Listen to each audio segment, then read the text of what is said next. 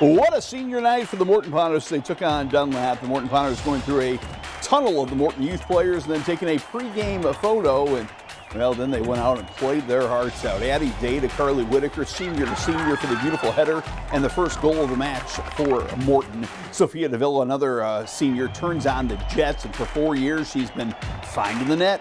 She finds the back of the net there for the Potters to make it 2-0. Senior Addie Day, the Creighton recruit, 2 second-half goals. She played a brilliant game in her final home game at Morton. And how about senior Julia Laufenberg, the defenseman, comes up and scores the goal right here. Morton wins it 8-1. The Potters are simply playing amazing soccer led by those seniors.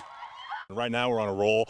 I believe it's our 14th game in a row, and we're just clicking right now, and it's really nice to see, and we're just hoping to stay healthy and keep this moving forward.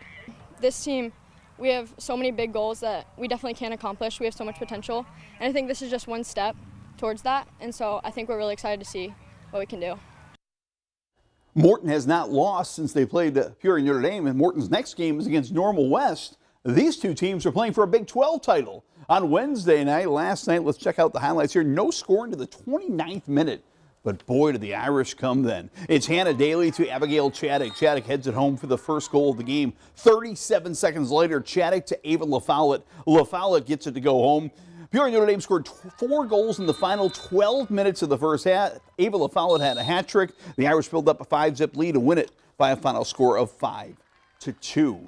We head now to high school baseball, and things are heating up in the Mid-Illini Conference. Let's check out the Mid-Illini race for you right now because it was a big week for the Washington Panthers. Washington began the week tied in the loss column with Dunlap and Morton. They're now all alone in first. Carter Prina and Gavin Lawrence not only pitched great games for them Monday and Wednesday, they also had big first inning hits. Prina, a big RBI double here in the first inning and the win on Monday. Lawrence cracked a homer in the win on Wednesday. A sweep has Washington alone in first place. Now to East Peoria. East Peoria Morton, a beautiful night for baseball on Monday night, and just a tremendous pitcher's duel. Just fun to be there. Ryan Shafted, the Bradley recruit, terrific for Morton. R.J. Duncan, the ISU recruit, matched him pitch for pitch.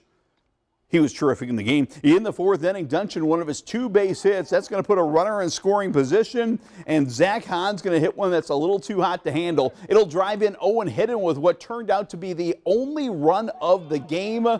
But the story of the game was R.J. Duncan. He ends the game with his 16th strikeout, a 1-zip shutout victory for East Peoria, and R.J. Duncan is all fired up. Why not? It's always a dream to just shut them out for 7 innings, but doing it for the team is the better part. Well, you guys still think you're a factor in this race, too.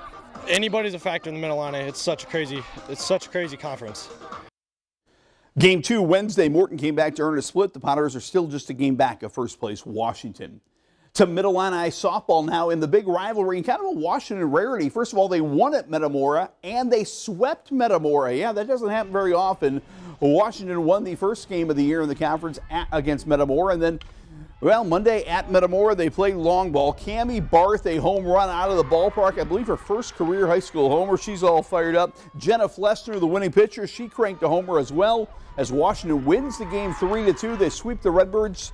They stay within a game of first place. First place remains Dunlap. Dunlap had their hands full with Limestone, but were able to win the game. Caitlin Atkinson pitching a terrific game and getting some help from her catcher, Ella Cunningham, making the highlights with that great grab. Meanwhile, Maddie Ramos is going to knock one off the wall to drive in Sutton Santoni. Dunlap wins it 4-3.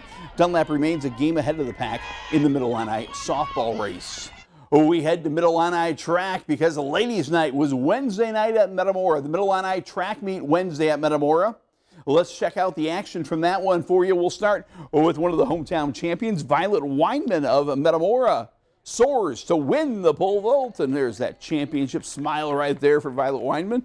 Sophia Pauli of Limestone finishing second in the pole vault. Washington Sophia Ramirez was terrific. She won the 800, 1600 and anchored Washington's win in the 4x8. But Dunlap, the team champion, they won the 4x1 and the 4x2. Jordan Manback was also on both of those relays and won the 100. Here she is cruising in the 4x1. Dunlap is your team champ.